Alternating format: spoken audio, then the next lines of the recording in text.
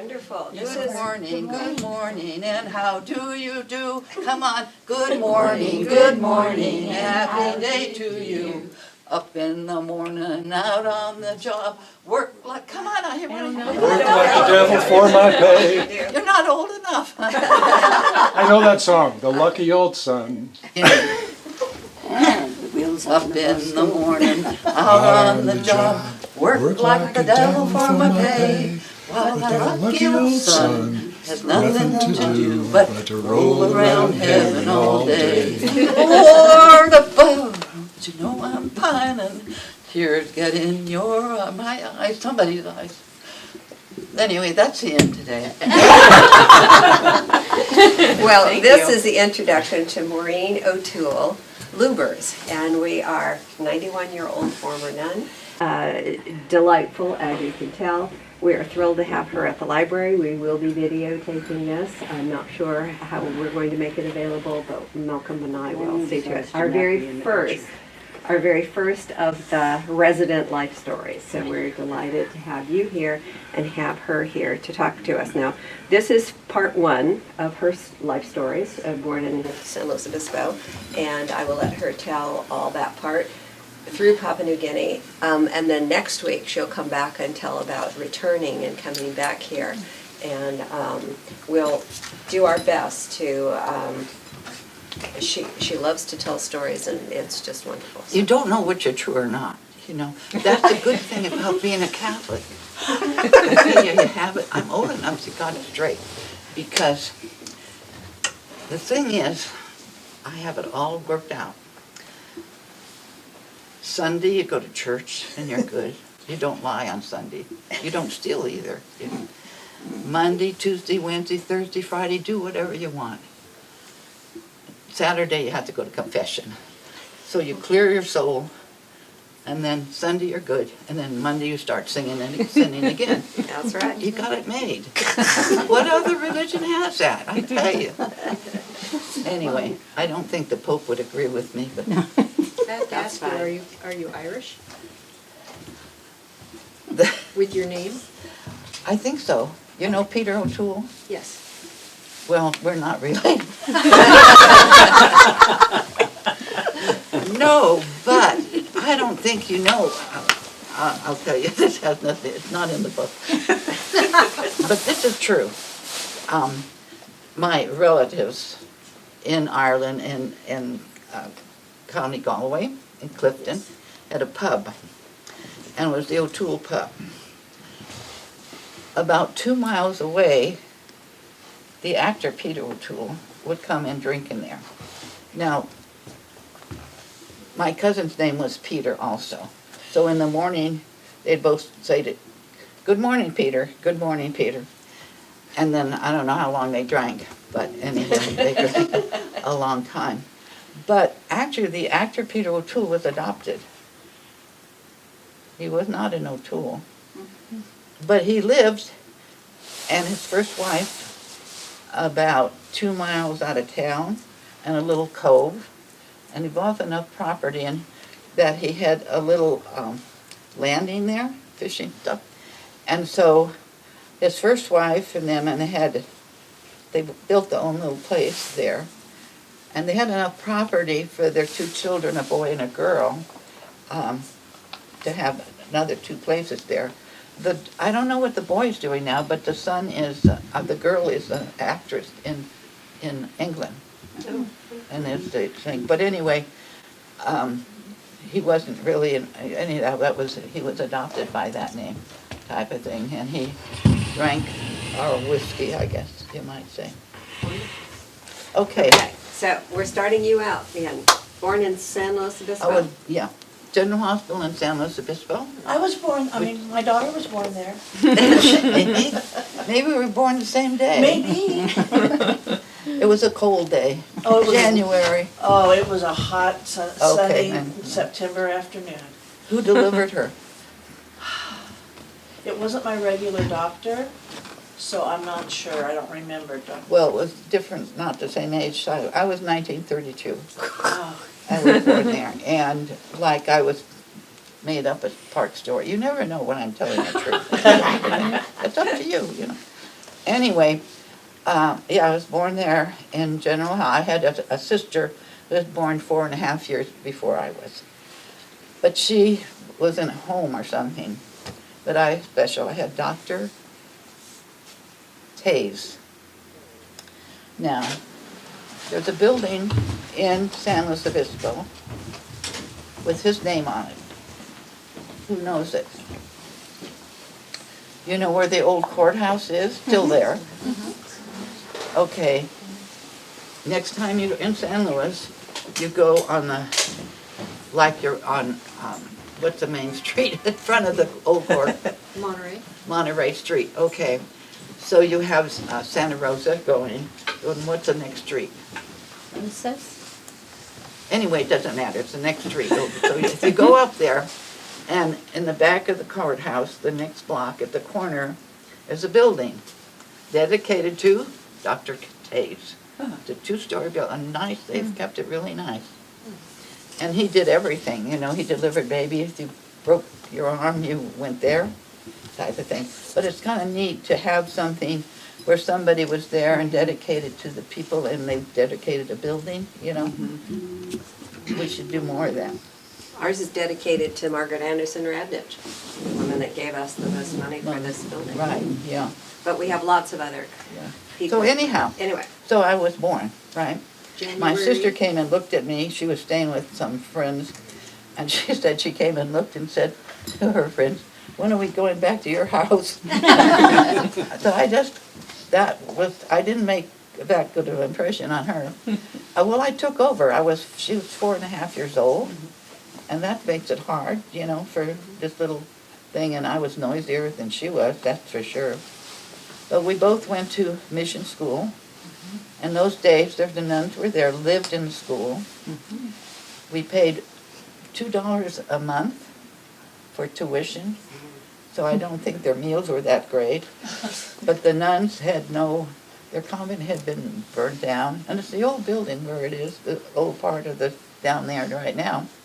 But the sisters had, their bedroom was 2 classrooms on the 2nd floor. The chapel was on the 1st floor. The kitchen was in the basement next to the boys' shower rooms and stuff. But the people, anyhow, that's where they ate. They never complained, you know, and we never even kind of cared about it, I don't think. We never had a sensitivity. It was a long time before they got a convent. But anyway, so we started there in kindergarten, and I graduated in 1950. Most of us had started school together. And when I was a junior, I decided, well, of course, I forgot I was baptized, wasn't I? Yeah, I forgot. And you know, they did not give me a middle name. I was just Maureen O'Toole. So, and everybody would say I didn't look like my mother or my father. Pat looked like my mother or my father. I didn't look like anybody. So I got the idea, I must have been adopted. Adopted me. So I kept asking my mother, was I adopted? Was I adopted? One day she said, go ask your father. She was so tired of this question. So I said, Daddy, was I adopted? Yes, he says. Where did you get me from? He's reading his. Same one where little orphan Annie came from. As soon as he said that, I knew he was pulling my leg. I never asked that question again. But anyway, he was a postman in San Luis, and in those days you only had one person working. His dad had the car, so you played in the streets and everything. But anyway, we walked to school, Catholic school.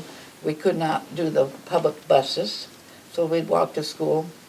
So we did that till the green bus came, finally.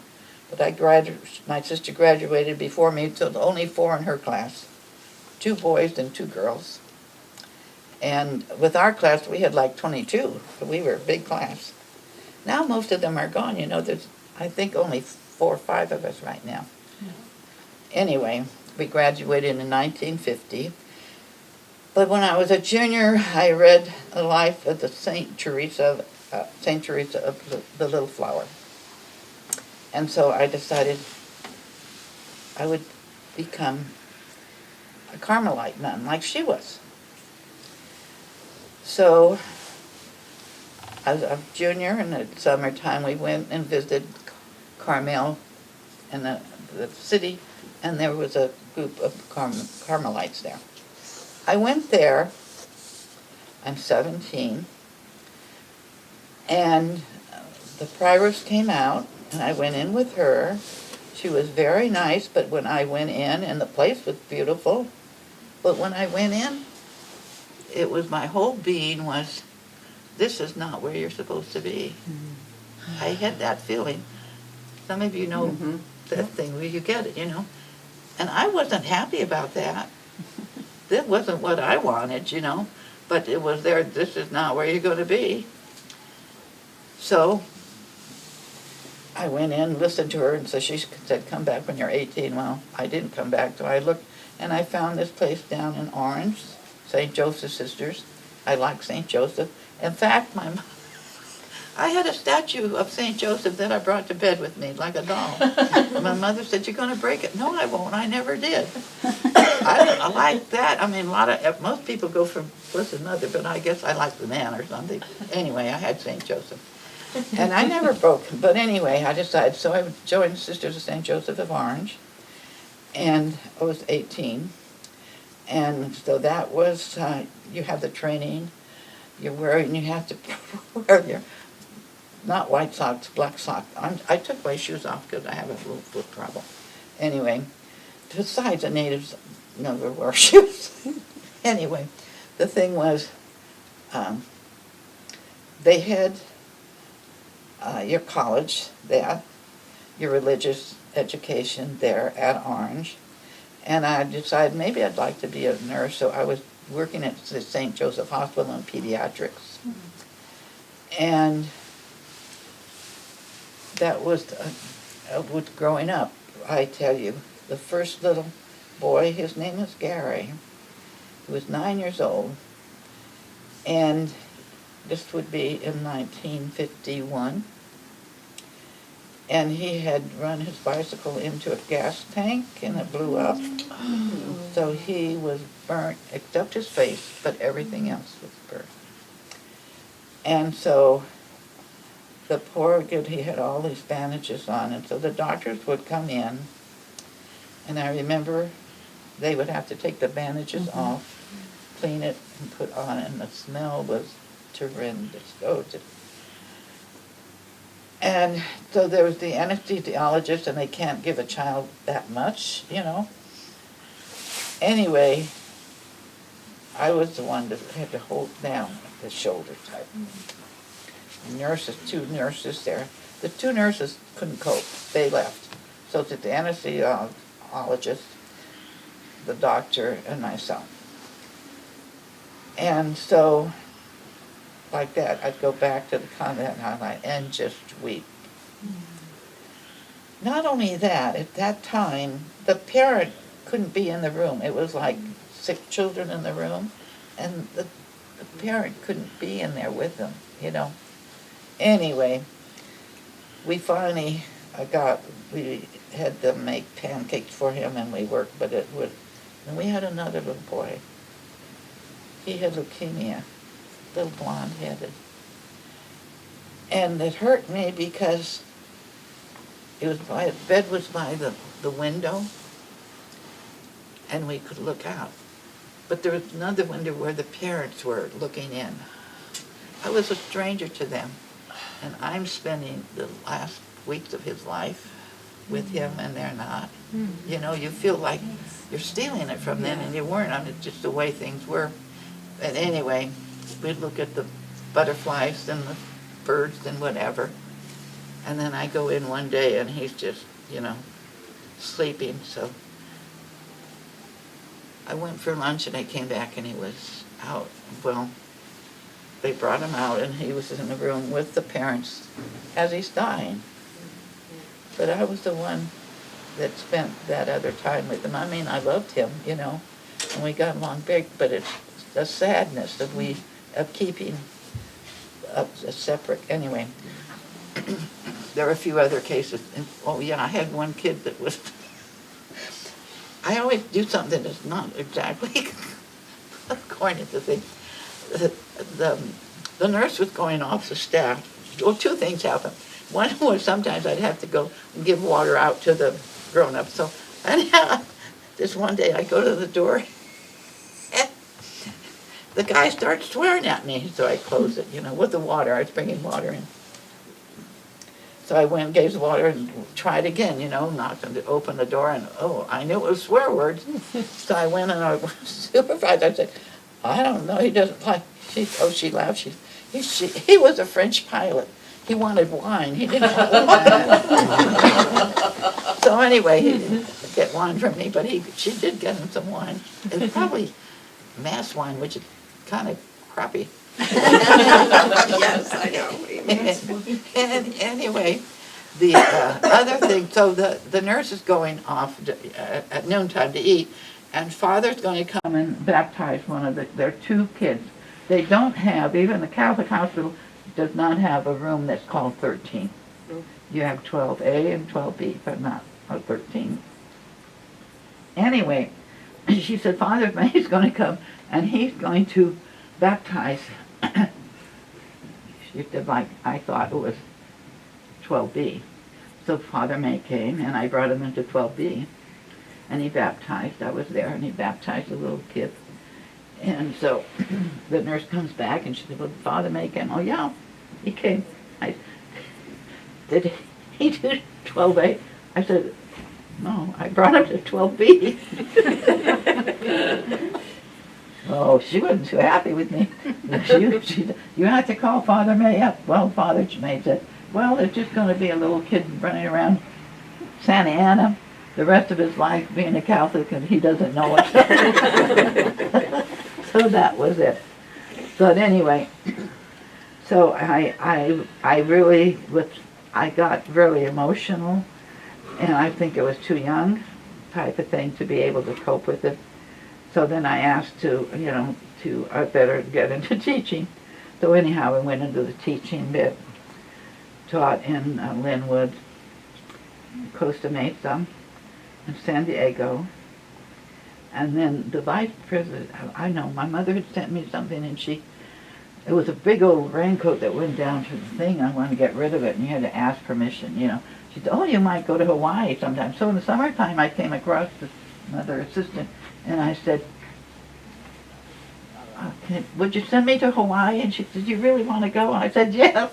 I didn't tell my mother that because she would, but anyway. So and they were thinking of going. So anyway, I got sent to Hawaii the next year, to Maui. And so I was there for 5 years. And that was interesting because it was up in high country. And that's not like Lahaina. Lahaina is the, vacation place. But I will tell you about Lahaina. We're never ever going to get to Solomons, are we? We got to get to Papua New Guinea sometime, but that's all right. Anyway, We're getting there. No, Lahaina. Okay, I left there in 61. The banyan tree was there. Mhm. How many of you have been to Lahaina? Did you see all those palm trees? Yeah. Oh, you see Did the you know they bandage. weren't there? Huh? They brought them in on tugboats. All those palm trees. Banyan tree was there. They're bringing it. That's when I left there at that point in time. So that was the hardest part of that time there. We were 5 years. The hardest time. It was great because you had every time they kind of owned us. We were in Makawao town on the way up to Haleakala. And so the Filipinos would bring us their food for the holidays, and the Japanese, and you had all of these. You'd go to the Buddha's house, and they'd have their Buddha temple there, we'd visit them all the time. Anyway, one of our sisters, 33 years old, got sick. And so they brought her over to Honolulu, and they were going to do they brought her in to do a survey or whatever, forget what, at 5 p.m. We got a call at 5:30 p.m. She had died. Oh. So that that shook us up. Really was a very difficult time. And we had the mother house in Orange in those days said we couldn't go to, they thought she had meningitis. So we had to be tested for meningitis. But anyway, they kept her on in Honolulu for the funeral. The mother house said we couldn't go. Well, the people from the plantation, pineapple plantation, bought tickets for us and came and gave us the tickets and said, we're picking you up tomorrow morning. And so we didn't tell the mother house. We just went. We needed to go. We needed to go. But that way, they took care of us like we were their children on one hand. But if anybody outside said anything negative to us, they better watch out. I mean, we were like their children. It was, beautiful. Anyway, it happened that there was a gal that I was counseling and having, her mother had died and the dad had another woman. And it wasn't working out good. But I had the convent, I already knew I was going to go to work over in the Solomon Islands or Papua New Guinea. But you have to write a letter to ask to go there. You can't just say, hey, I want to. So, but I just wasn't, with Sunday, I wasn't ready yet. But after that gal, because I said, you have to tell your father what's happening, I said, well, I'm going to write. I have this letter. I've been not doing it. I'm going to write it. So I wrote the letter, sent it. By the end of the week, I had an answer back. Wow. What happened was that they were discussing in Orange who they were going to send out to Papua New Guinea. And they had a coffee break. By the way, do some people want to drink coffee now? Hey, well, we've got some with coffee. Do you need, I didn't get your don't. water. No. Anyway, anyhow, so the Reverend Mother came and my letter was there, so she read it, so she wrote back and she said, I went back in with your letter and I said, here's who's going to go to Papua New Guinea. So that was a quick answer. Yeah. So anyway, my mother was not happy about that. She always prayed the rosary, but she never liked when I became a nun. She didn't like when I went to Hawaii. She didn't like when I went to Papua New Guinea. Well, Papua New Guinea was a little bit different because it was 7 years straight without leaving, There was no, you could go to another island and see different palm trees, but that were grown there from get-go. But that's I think, yeah. I'm sorry. Anyway, so it happened that I went with the Reverend Mother, the head of the community, and we had O'Toole cousins. My grandfather's brother, oldest brother, had gone to Brisbane, Australia, and our plane was going to stop in Brisbane on the way to Papua New Guinea, right? We thought it was 2 o'clock in the afternoon. Well, it was 2 a.m. in the morning. I was just stopping there for 30 minutes. So here I am with Mother Felix, skinny, very tall lady. And we stop at Brisbane. They look good. You better take one. They were just baked, yeah. Okay. Baker Thank bar. you. Baker bar. Yeah, sure. We stop there and get off, and there's 20 people there. All my relatives, O'Toole relatives. And you didn't know they were going to be there? No, had no idea. My dad had written to one of them. Anyway, we get there, and here are all of these O'Toole relatives. Well, I tell you, when you're going out in the boonies for 7 years, it was a godsend. And because then I started writing, we wrote to one another and everything. So anyhow, we land on Buka. Now, the airport is like, it's just a dirt place. And so, not Brisbane, that was an ordinary one, but anyhow, we go. And, of course, the nuns, all that are there, go towards the Reverend Mother. So I'm there with the bishop and Father Lepine. Now, this station was, have you heard of the island of Bougainville in the Second World War? Yes. Have any of you heard of Yamamoto? Mm-hmm. Of Japanese? Man, okay, Navy head. This is a good thing to remember. Don't be on time all the time. Because that was his problem. He was always on time. When he said he'd be someplace on by this. So that's how they broke the code. And he was going over, what did I say? Bougainville, going over that island. And it was foggy that day, so the Americans knew, and there were 2 airplanes up above. Anyhow, it would all do with timing. When they went down and they shot him and he blew up, type of thing. But on Buka, which is, there's a passageway between Buka, and Buka is not very big. It's just a small island. Well, it's small. Comparison with Bougainville. And so our nuns were there at that time. This is in the beginning of the war. And so the nuns were on Buka, and they asked, Reverend Mother said, should the nuns get out? This is in the 40s. Oh no, the Japanese won't hurt them. Well, the first thing that Japanese did was kill the parish priest on the island of Buka. So then they knew they had to move, so they went on to Bougainville, and for almost a whole year they were climbing in the uphill. There were a lot of hills in Bougainville. On one side of Bougainville there were the Japanese and one Navy base on the other side of American. But you have, how many of you have heard of Coast Watchers? Coast Watchers were mostly Australian men who had been like managing the plantations, the coffee plantations on the island. So when the war came, they hid themselves, and they had short lives, short waves type thing, and corresponded and watched the movement and gave it to Australia and to the Americans. And that happened all during the war. And they weren't getting money for it or anything, but that was what they did. And a lot of them got killed. But anyway, the bishop asked one of them up on the hill if they could contact the Americans and said to get these nuns out off the island, see? And so the Australian, he said no. He says, so I tell them the nuns are here, they won't come.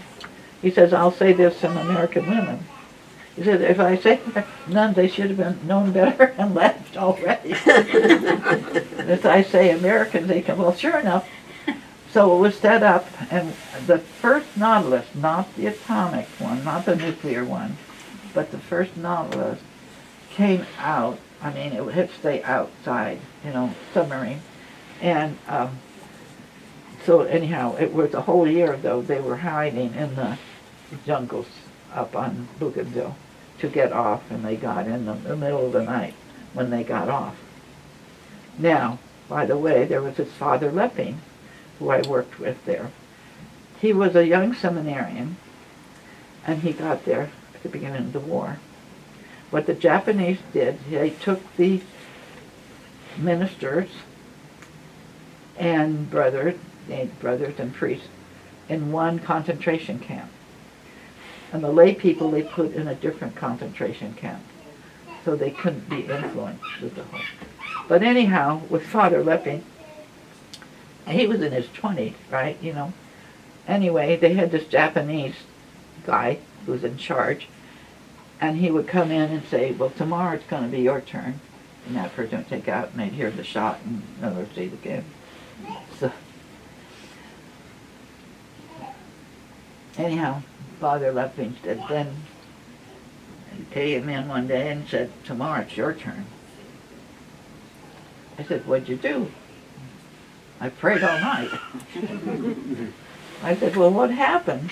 He said, we had a new commander the next day. I said to him, well, Father, didn't you tell him how they did things, the routine of what they do? Father Lepping and I we worked together. It's kind of like husband and wife, because you have to work things together, and you have to, you don't always agree, you know. And usually I got my way. I will say that type of thing. And anyway, but so he was there in concentration camp during the whole war, and some of our nuns were come back. When I went in 1961, 62, when I went there, two of the nuns that had been there had been working there and stayed there, so they weren't young anymore. But Father Lepping was there. He spent his whole life there. He'd come home, Philadelphia was his home. He'd come home and go back. And the natives loved him. You know, he never gave anything free to them. He said, if you get, with our people, they did not have the word thank you in their vocabulary. The way of thank you was, they say like, which means that you can do it some more. But they did not have the word thank you.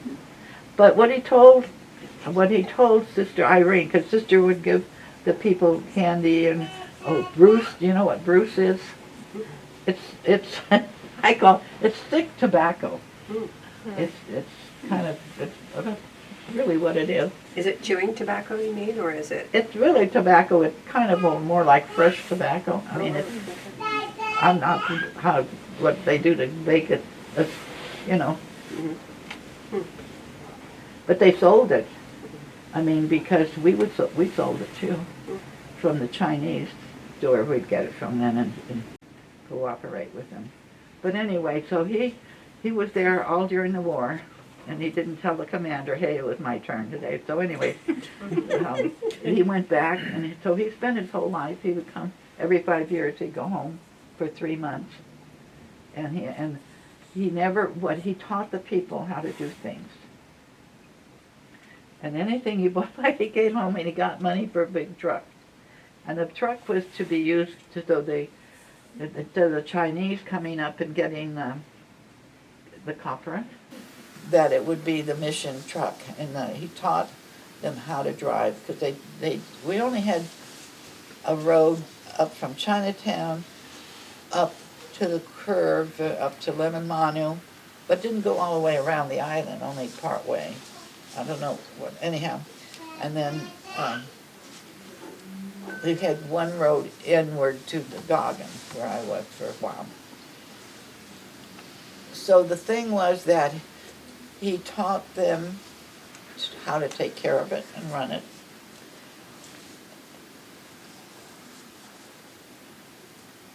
And then the natives all was like it belonged to them. Anything you had belonged to them. So there was a Lemon Manu that was the next station up above it. They got something new. Well, ours is better than theirs. See, but it belonged to them. You know, whatever you had belonged to them. So anyway, the thing was then that they could bring their own copper. They didn't have to pay the Chinese.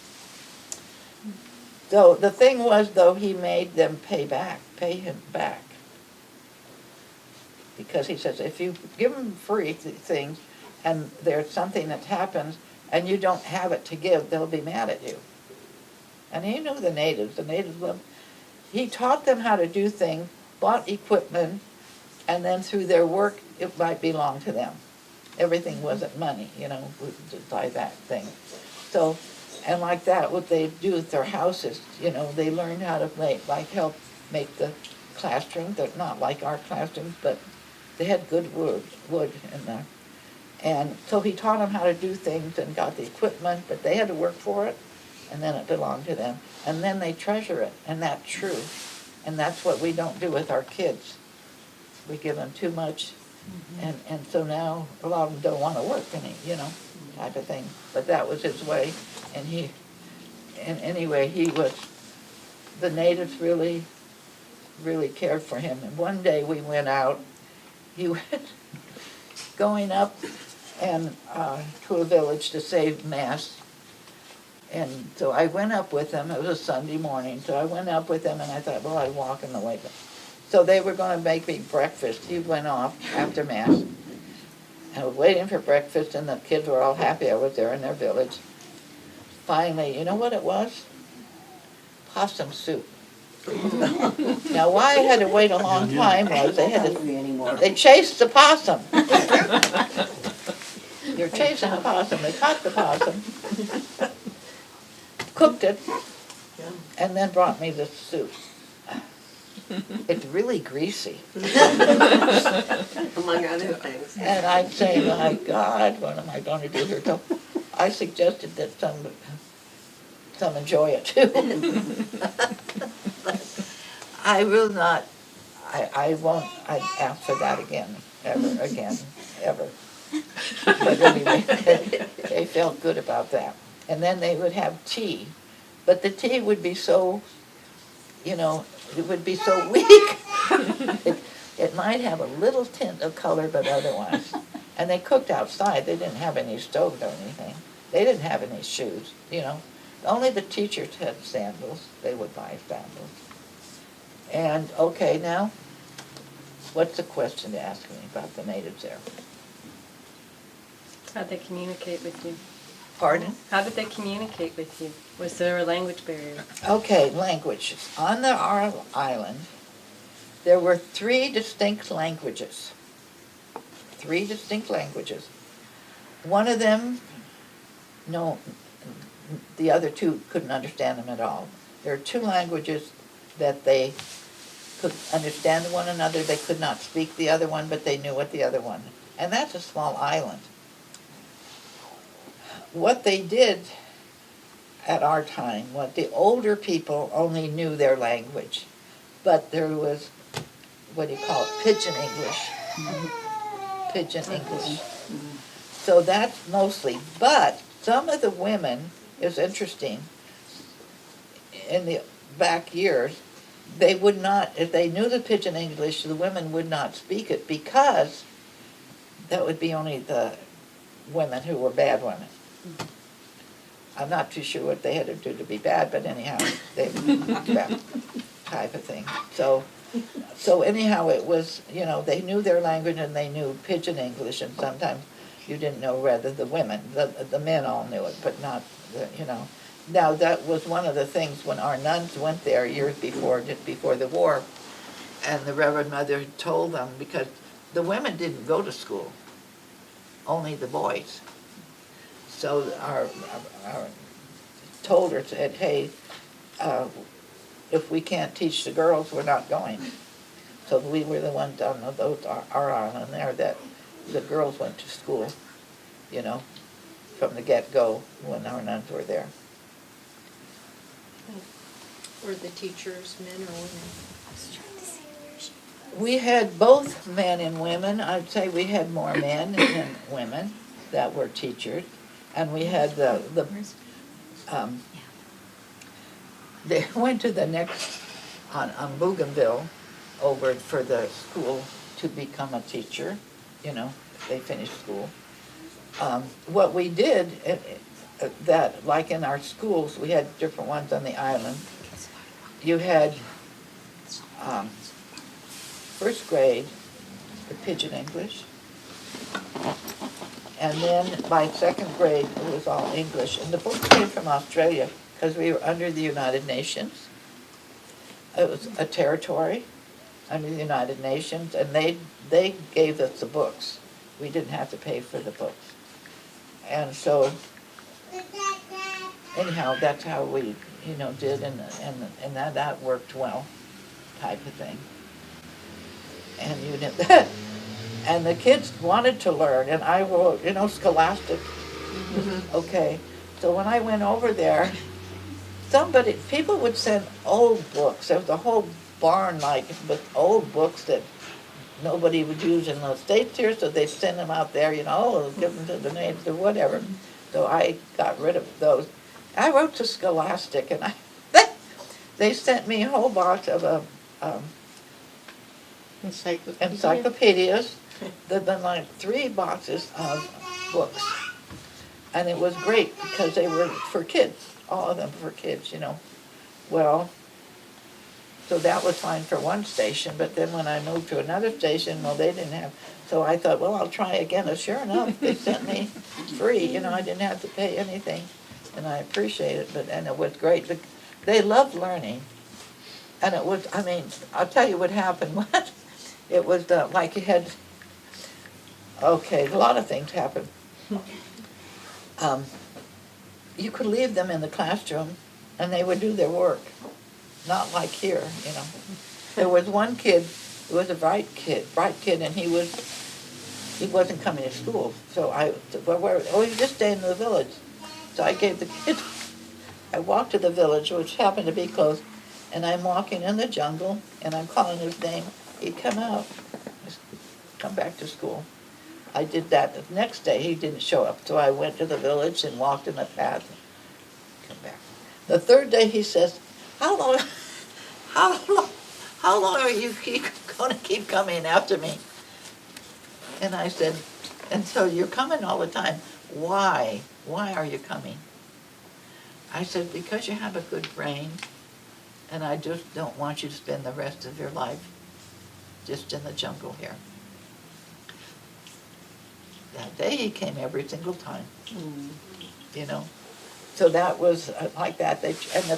And one group, I brought the whole school to a village to see, because they, you know, and one little kid, the mother came up and straightened him out. It was all ground, you know, because they do right.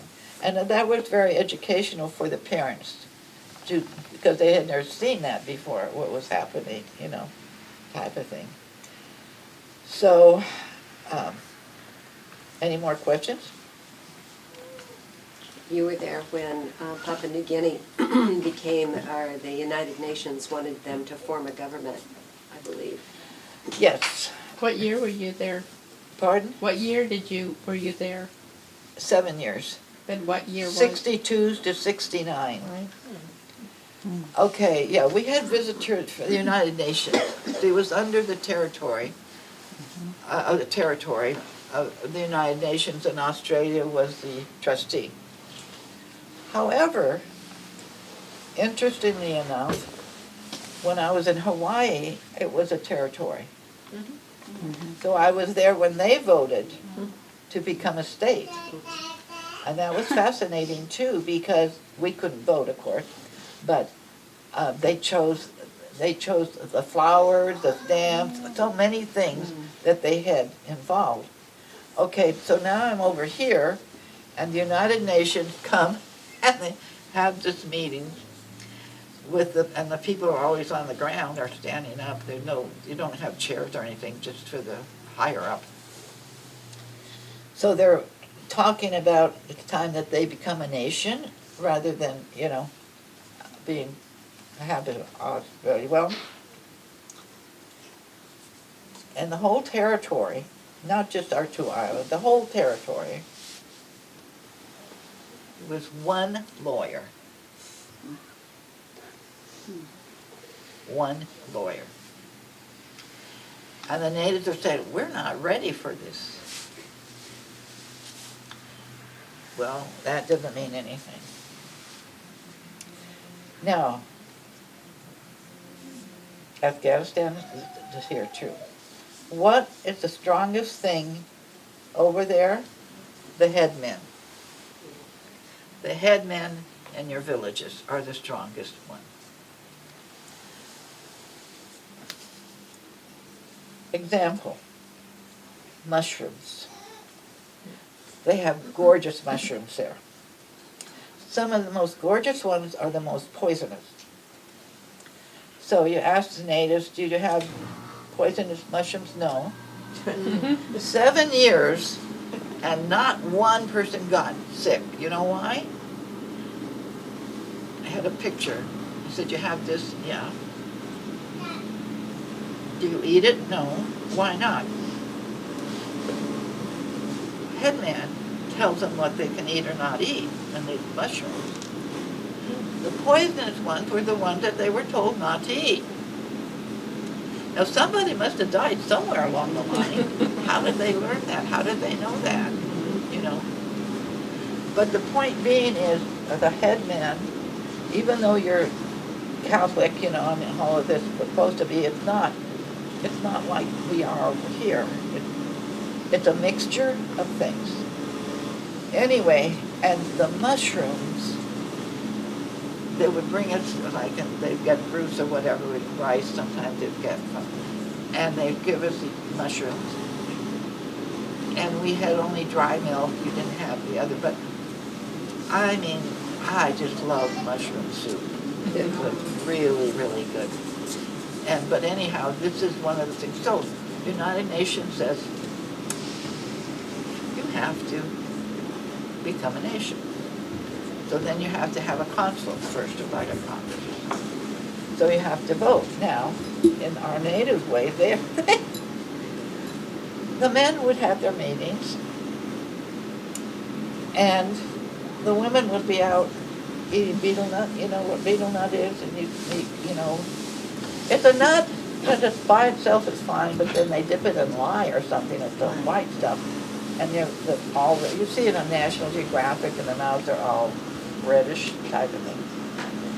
Okay, so they all went. A lot of the women would be outside chewing, enjoying themselves, while the men have their meetings.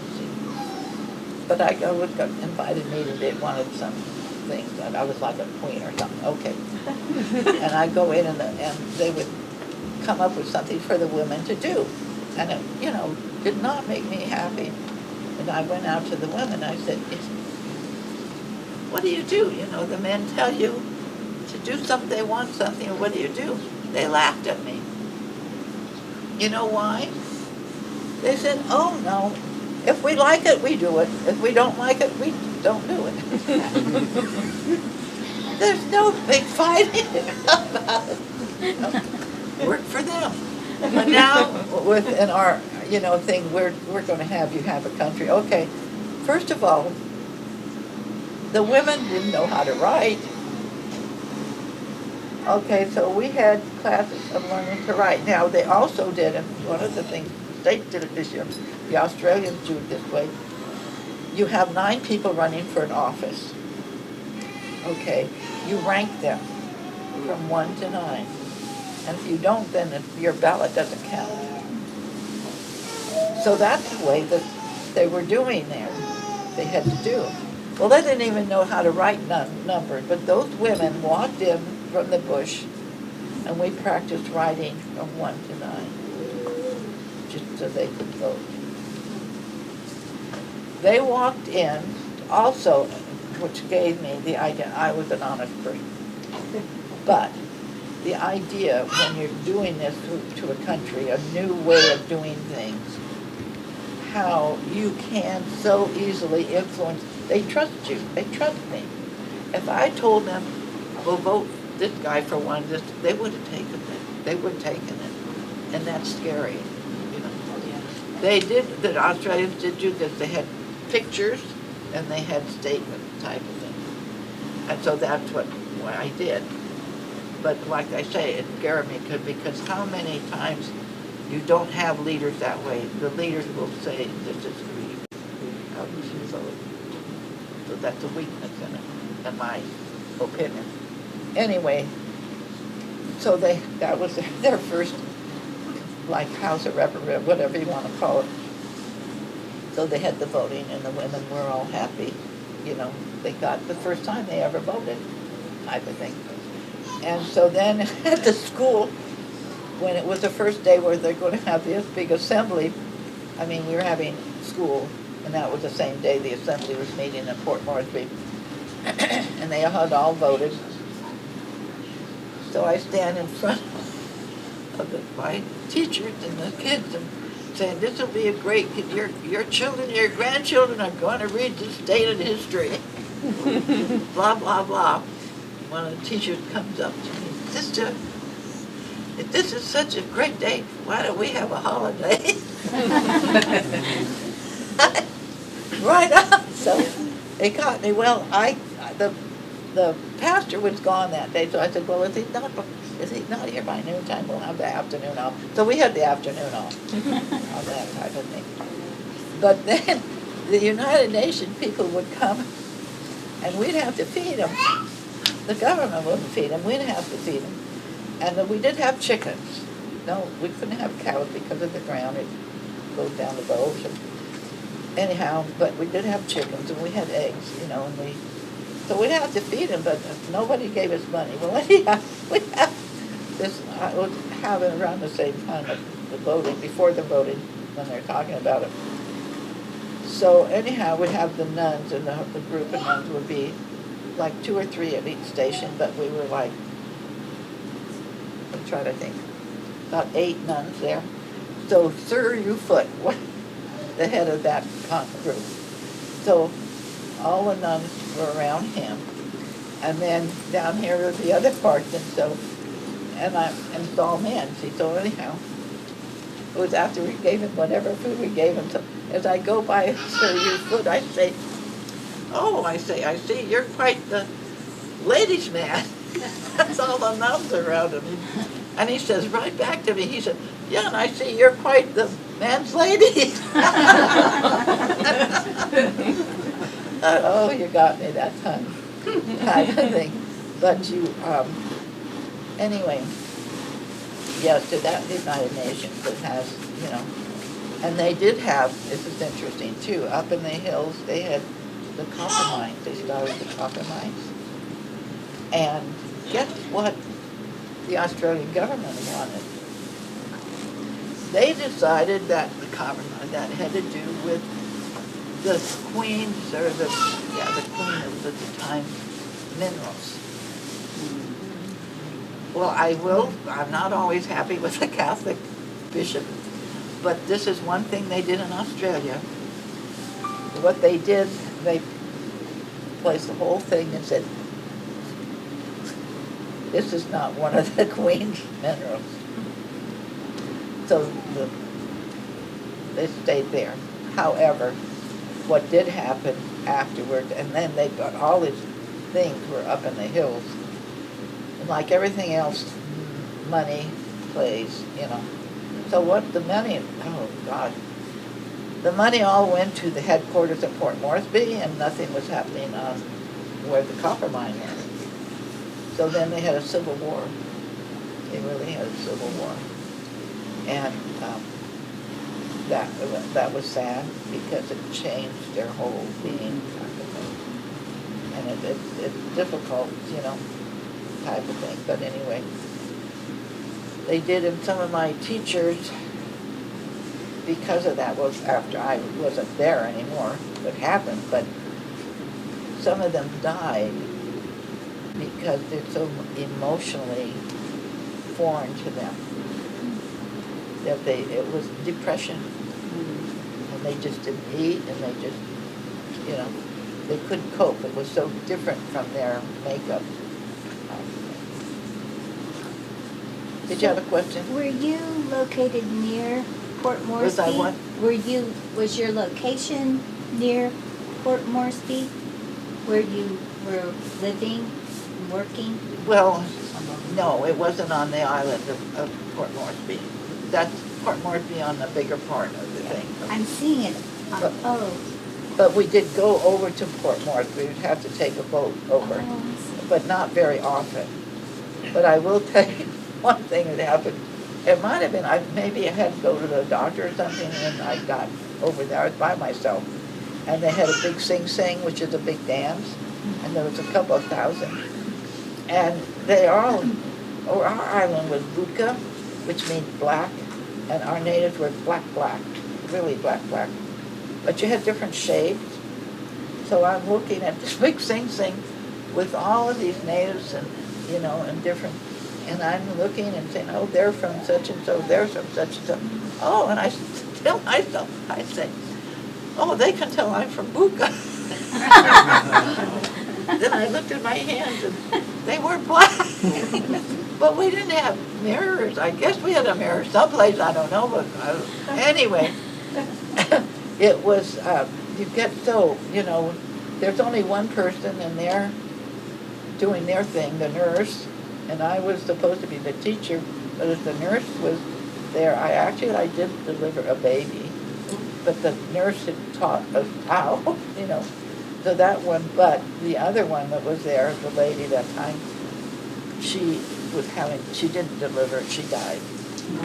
I was by myself there, and I was so frantic because I could not. Her name was Teresa. The patrolman Australian brought her in from the village, and anyway, couldn't get any heartbeat from her or the baby. And the natives feel if the mother dies, the child should, you shouldn't try to. So the native boy that helped, I knew what his tradition was and how was he going to do it. So, can you get it? And so more than an hour I kept trying to see if I could get a heartbeat, but I couldn't, And so anyway, I didn't get a heartbeat. I mean, the mother was dead, but I was trying to see if I had a heartbeat if the child was dead, but I couldn't. And I couldn't. In other words, there wasn't any. I didn't have any choice of what I could do,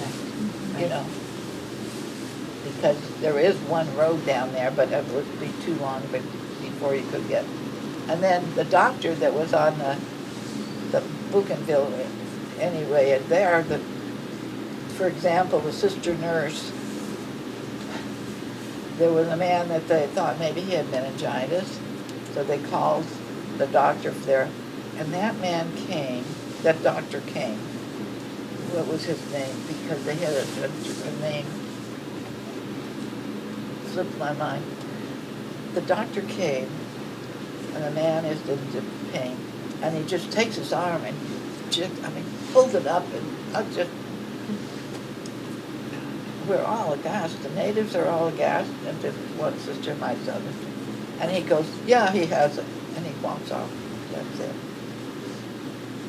And so anyhow, the poor man died, but it just, another thing with the case, it wasn't with the doctor, he was one of the Australian head guys, and he was at our village in Goggin, and whatever reason he was for it. Anyhow, he was just sister and myself, just the two of us, the nurse and myself. And he was there, and my pastor. And what happened was, a father came in with a little boy. And the boy had been running and fell into, I told you about the betel nut and the lye stuff. He ran into the powder stuff, and it flew into one eye. So the little guy, the dad came in with the little boy, and what the dad wanted to do, because this man, the Australian guy, would be going down to the headquarters down in Buka, but he could take the ship over to the hospital. So he just wanted to ride down. The Austrian said no. Like, you're not going to allow. So the dad, anyhow, he went to the sister nurse and he'd say, anyhow, the thing was there wouldn't be anything that they could do for him, really.